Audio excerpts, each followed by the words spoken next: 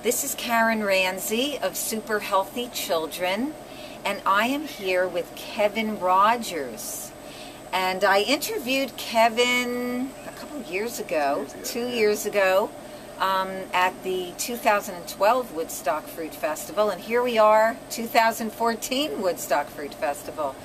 And Kevin has a very interesting YouTube channel, and he's doing some incredible work going into fast food places and talking to parents about how they're feeding their children.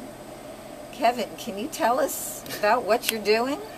On the face of it, that sounds like it might be confrontational and could cause some issues, but it's all done in a very peaceful manner, and it's done with the intention of giving the parents the opportunity to reflect on the choices they are making, because the overarching goal of my new channel is to help parents have more energy and more levels of health so that they can pass that off onto their children. It comes quite naturally when the parent has high levels of health and energy. I mean, when Karen's lovely daughter Gabrielle is here, and she's beaming with health and beauty because, well, you started it off for her. So I'm just going to fast food places asking two simple questions of, I ask the parent, do you consider this healthy food? And then the next question, and every parent also, by the way, answers that it's horrible food, it's not healthy food. And so the next question is, then why would you give it to your child? So those parents are in the fast food restaurant, right, and they're telling you that they realize that the food is not good for their kids. Without me imposing any opinion, they seem to already know the answer themselves.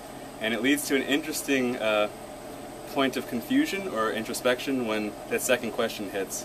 And every parent I talk to, because the conversation goes on, they all agree that it's not good, and they considered it a treat. But after having a discussion, they quickly realize that what they're doing is training their children to have treats of poisonous things, to treat themselves, and equating treating with hurting themselves. So it's definitely something that we want to get out there as much as possible, and that's the purpose of our YouTube channels, and just spreading the word of the benefits of water-rich, nutrient-dense, fiber-rich, raw-living plant foods, to get that word out there. The treats remind me of Karen's. She just came out with a fantastic book, so I think I'm going to start including in my own videos when I talk to the parents, recommending your book, because it's full of recipes that kids all enjoy. They're tasty, they're simple, nutritious, and you can treat yourself to a positive thing. Yeah. So thank you for that book. Thank you. Yeah.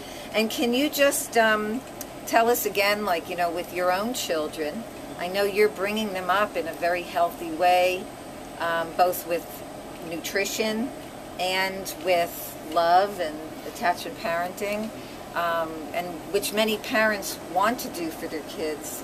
And so can you just sum up how you're raising your own family?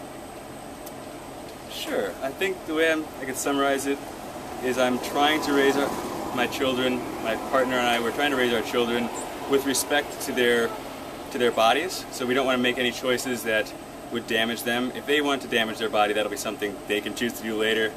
As a parent, I only want to see healthful conditions and beneficial things happen to them. And then a certain level of respect for their level of dependency on us as children.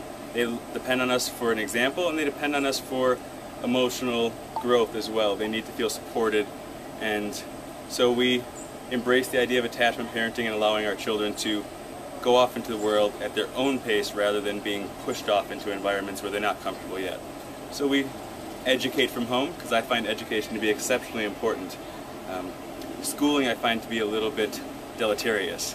So I define those two quite differently. Education, you can't stop a child from wanting, who wants to read, they learn to read, and you can't stop them. They're voracious. When they find something they're interested in, they just want to learn about it. But it's very difficult to sustain their interest level when they have no desire for what you're trying to give to them or force down them. That's right. That's right. Wow. Yeah. Okay. Well, thank you. And what are your kids' favorite things to eat? They're very simple. For instance, a treat for my son, since we don't live in Asia, durian is a rare fruit for us. So he really enjoys durian, and that's a huge treat for him. And so for his birthday, I'll bring durian. And you can check out durian at your local Asian market. It's a big, spiked, brown fruit. You would not know how delicious it is inside until you try it. It's like a custard on the inside. So this is like a special treat for our kids. And sun gold tomatoes, and they're popping in the garden right now, and that's one of his favorites. He's about 5 years old, and tomatoes and raw cauliflower, those are something he really enjoys. Yeah. Well, thank you, Kevin. Thank you, Karen. Great.